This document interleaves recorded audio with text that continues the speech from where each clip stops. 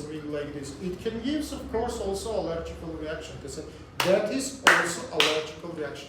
Continue, please. Case number 3, it is vice versa, spasmodical problems, like the laryngospasm. It can have different kind of the origin, for example, neurological, or due to the parallelism of the muscular system. Yeah, it can be happening. There's a spasmodical problems, which is meaning the constriction of the respiratory pathways, also can be in the base of inflammation. Number 4, right, please, this is infectional problems.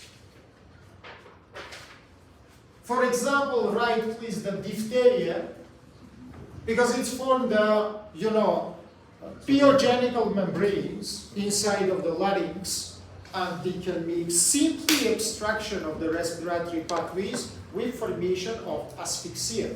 And finally, cause number 5, it is the toxins, for example, military toxins, mushroom toxins, again, some animal toxins, which can make different kind of the pathological reactions. Partly it is swelling, partly it is constrictions, partly it is parallelism of the muscles. For example, parallelism of the diaphragm, intercostal muscles. Yeah. By the way, some Indian snakes like Naja Naja have such kind of the effect, which is maybe the parallelism. Okay, that's why remember these causes, but doesn't matter what is the cause of the asphyxia. Treatment is one. It is tracheotomy, tracheostomy. Now, don't write, but understand me, please. Also, we can make classification of all cases of tracheotomy, tracheostomy into the radical and into the palliative cases. Radical cases, usually it is double or triple stage surgeries. What does it mean? For example, there are foreign body. By stage 1, you apply tracheotomy. By stage 2, by endoscopically, for example, you remove this foreign body. By stage number 3, you close the aperture. Is it treatment radical? Of course. Is it double or triple? So yes, of course. What does it mean? Palliative. Same obstruction, but now unremovable. For example, the metastatic cancers of the larynx. You can't remove it below the obstructional case forever. Unfortunately, up to the death of the patient, you will apply this tracheotomy, tracheostomy. Of course, it is palliative case because it doesn't remove the cause of the problem, but it is to improve the quality of the life, make the breathing possible.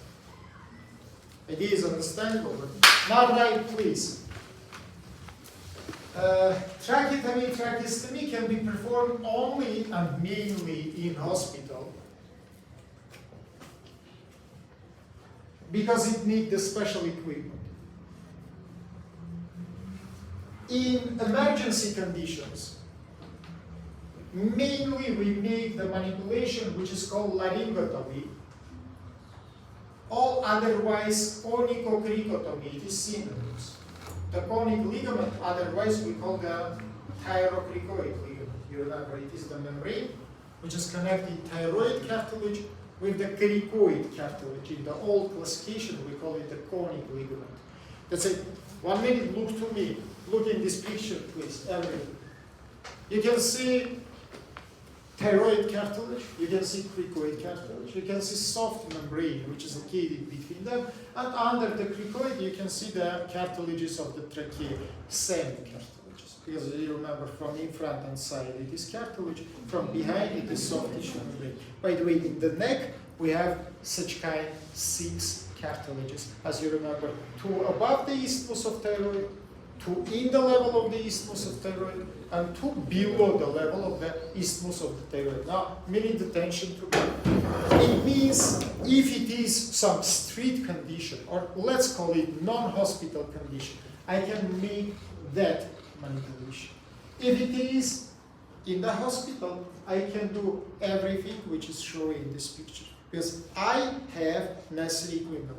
Now tell me please, why for example in the street, I cannot perform the tracheotomy, tracheostomy? Huh? Why? Well, not the matter for you. If you don't listen me from first my option, will you listen me from second or third? What is the matter here? If you will sleep and I will say wake up, of course I will repeat my question 100 times for you. If I don't mistake, you didn't sleep before my question. Listen. I ask you why I cannot perform tracheotomy, tracheostomy in street. Why only laryngotomy? Because it doesn't need any special instruments. You can just go to the start. But why I need the special instruments for tracheotomy? Of course, you're absolutely right. Because you know it's very simple to perforate in the soft tissue, but it is hard or impossible to cut without special instruments something like cartilage. And in majority of the cases, what will be happen if you will take, for example, your pocket knife, for example, touch wood of course, and will try to perforate it the trachea. Or your pocket knife will slide and damage the vessels, or your trachea will go to the sides and you will perforate it what is behind it. That is two possible options. So minimum what I need to make fixation of this trachea before cutting of it to prevent any movement. It is, understand, guys, you can take anything which is sharp, even your pen, and perforate the soft structure. But you cannot do the same with the cartilage. I think it is understandable for you, and let's continue. That's how we make the laryngotomy. Many attention to me, it's not necessary to write, just look to me. Strongly and mainly, patient located in the back. Again, as in previous case, I say we put the small pillow under the shoulder. Why? To give the maximal extension for the neck region. Then it is extended, you simply palpated the thyroid cartilage. Under of it, you palpated the ring cricoid cartilage. Both these structures can be palpated for everybody. It doesn't matter the gender, by the way. For the males, it's better palpatable. But simply you can palpate it. Now look to me. Immediately between these two structures is greatly visible depression. No, friend, you palpated your hyoid bone. I show for you. How it's possible to be so not attentive? It is not here, friend. Look, this is the finish of your thyroid. This is your cricoid, and this is depression between them.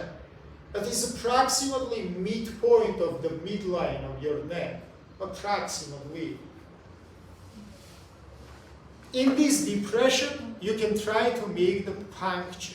Now, what is steps which is necessary to perform? Usually, I'm right-handed again. There's some that say, by my two fingers, I will make the tension of the skin in this region. Then I will take the sharp body, and I will put my finger approximately centimeter back to the tip of this sharp instrument. Doesn't matter what is it. Why? To prevent the long passage of it into the lumen of the larynx, because that is theoretically possible to damage the posterior wall, to make the bleeding, for example. So I put it near the tip, 1 centimeter far from the tip. Then I need the tangent. And in the depression, which I mentioned before, by strong, quick, you don't make the pressure, you make the puncture.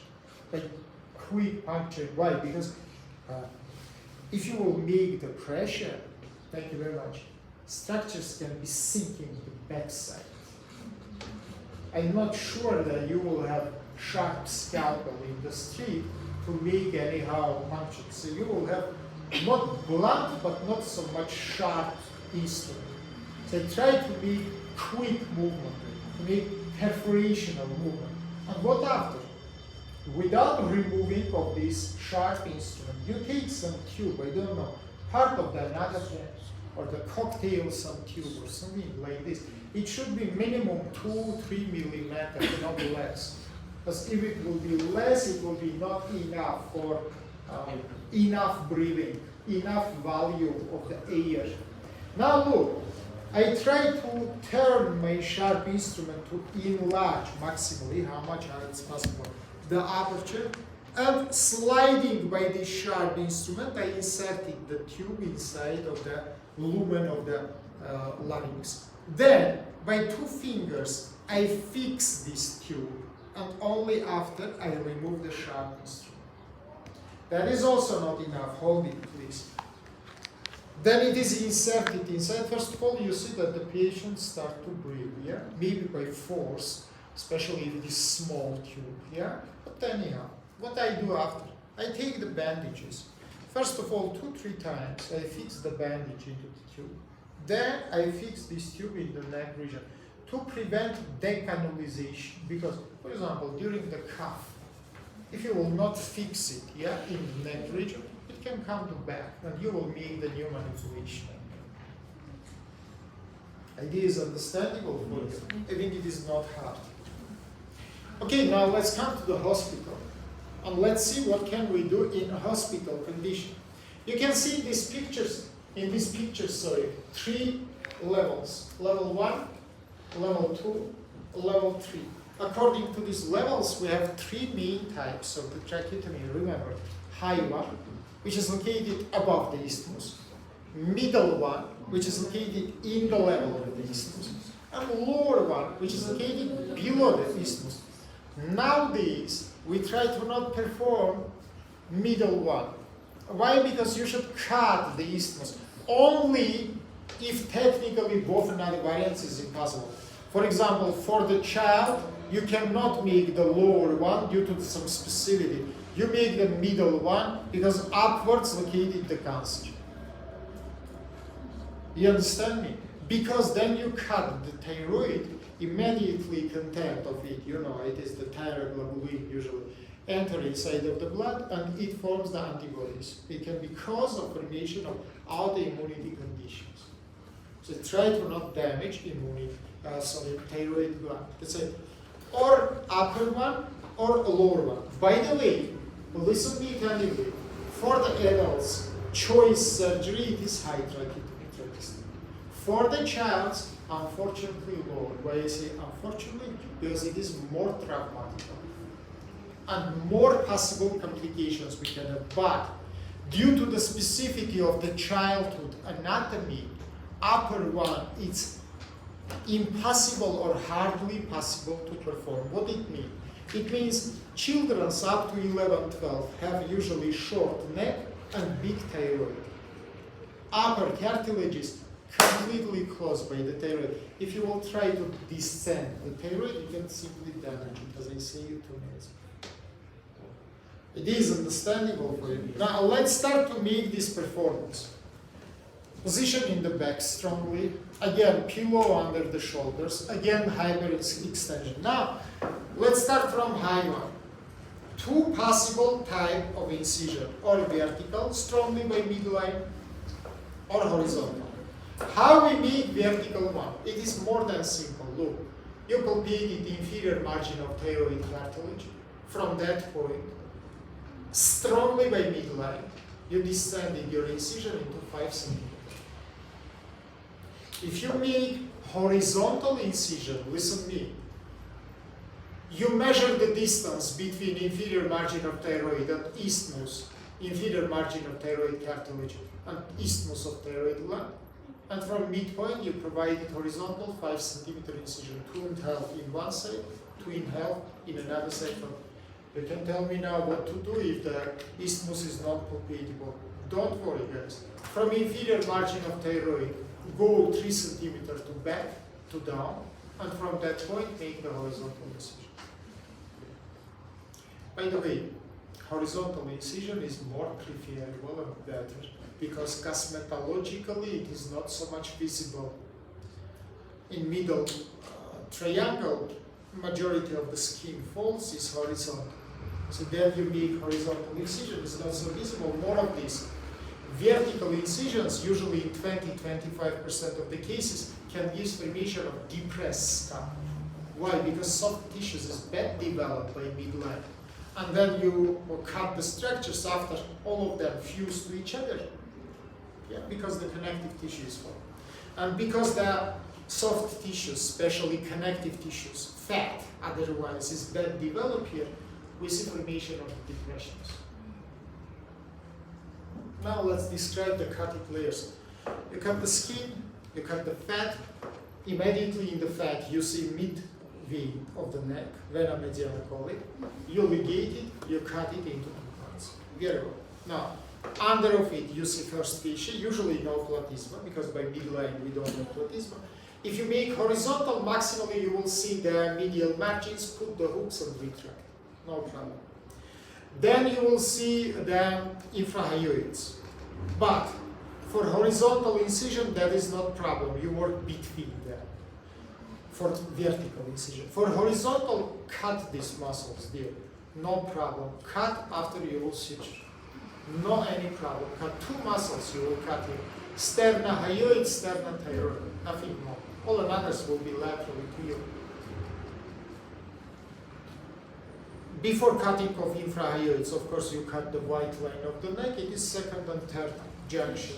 Using the groove probe, you cut it, then you cut this muscle. Immediately after, you see fourth fascia. You know, above isthmus of thyroid, space between these 2 layers is empty. We call it previsceral space because all vessels and nerves come up to the level of isthmus. Above the isthmus, it is just fat. Simply cut it, open trachea, and what after? After you meet the instruments, which I say, 2 single hooks, 1 trousseau retractor, and 1 tracheotomical tube. By the way, size of the tube, of course, connected with age of your patient. And gender, of course. Now, your assistant, put 2 hooks, 1 above, usually it means in thyroid cartilage. Second, below, usually it is the level of the isthmus, but not in the isthmus, in the cartilage. And make maximal fixation to prevent any movement. You take sharp pointed scalpel. Again, usually you put your finger 1 centimeter far from the tip. And in this position, you cut or 1 or 2 cartilages. Much more not cut, but pierce. Something like it's shown in this picture. But in this stage, to be very attentive and to check, do you perforated mucous membrane or not? Because sometimes when you cut the cartilage, mucus is pushed back and it's not cut it. And after you inserted the tube, not in the lumen, but in submucous layer, and you make only deeper obstruction of the trachea. How you can fix? Of course, by your eye and by dissecting forceps. Try to catch this mucus and try to see is it incised or not. If not, take the scissor or scalpel and cut it. If your patient have the consciousness, it's much more easy to fix. Because usually when you perforated the mucus, it gives some reflex cough. Fresh air, cold air, immediately irritated the receptors. Yeah, because you know your upper respiratory tract make it wet, make it a little bit warm. Yeah, and clean it also, right? That's all. Then you insert it close trousseau, you enlarge incision, you take the tube firstly horizontally, then you turn it into the sagittal plane, and finally insert it. What to do after? First of all, you suture the soft tissues up to this tube. You take 2 napkins, cut them into half of the head, and insert it into the tube, 1 from up, 2nd from down. After this, by the bandages, which is inserted in the aperture on the body of this tube, you fix the tube in the neck region. It is fixed tube and these sterile bandages which you inserted between the skin and between your tube. It is prevent any dislocation of the tube, and sterile napkins, of course, prevent infection. Now lower one. Here, your landmark, it is the jugular notch, but I ask you please don't start your incision immediately in this level, because for thin persons, for so-called Dolliham, it can be the level of aorta large. Start your incision approximately 1 finger above. So 1 finger above. If it is vertical, strongly by midline 5 centimeters to up. If it is horizontal, again, midpoint of distance between it and isthmus, or just 3 centimeters above. Again, 5 centimeter, 2.5 in one side, 2.5 in another. Incision is much more harder. Access is very hard and dangerous because I say you before. Firstly, the more low you will go, the more deeper will be your trachea. And secondly, we will have not empty interfacial spaces too. First, it is suprasternal interaponeurotic. Second, it is previsceral. Inside of suprasternal, you will see jugular venous arch. Inside of the previsceral, you will see arteriotidea in 20% of the cases, and venous plexus of the thyroid gland. Guys, for you is necessary only to detect these structures, because ligation and cutting of them is not a problem for us at all. Just detect, find, then ligate and cut. No any problem. You can simply live without arteriotidea because there are two more big vessels. It is superior and inferior. All another steps, by the way, is same. After reaching of trachea, 2 hooks, then incision, then druso retractor, then the tube which is inserted of it, then fixation on the neck region. And final topic which I want to tell you, that is about complications. As it written in the slide, all complications divided into intra-surgical and post-surgical. You must have the good imagination, and without even reading, you can understand what can be during the surgery. I can damage arteries, I can damage the veins with formation of not only bleeding but air embolism. I can damage the posterior wall of trachea with formation of tracheoesophageal fistula, and as complication of it, we can have aspirations. Content of the esophagus will come to the respiratory system. We cannot cut the mucous membrane, as I said before, and we can have more abstraction. We can damage arteriotidea, and it can give the tamponade of the heart, which I said before. So just use your imagination and try to understand what can be happen if you will damage some structures of the neck, which is located near you. Post-surgical complication, as you can see here, divided into 2 groups. Early bleeding. Early it is usually 2 first days, late it is after the first 2 weeks. Early usually it is secondary bleedings if you don't normally ligate vessels. Early it is formation of the swellings in the neck, and especially air swellings, which we call emphysema. When it is happening, if you make very big aperture of the trachea, sorry, tube is not so much, and between them there are the places, air will pass not only through the tube, but between, and will be accumulated here. How to prevent it? Try to make the equal apertures, or to make sutures of soft tissues far from each other, to have the necessary distance for air to go outside. Late post-surgical, usually pneumonias. Usually, it can be due to bleeding, due to aspiration, due to just infection. That's all what I want to give you today. Do you have any questions? Minute wait, please.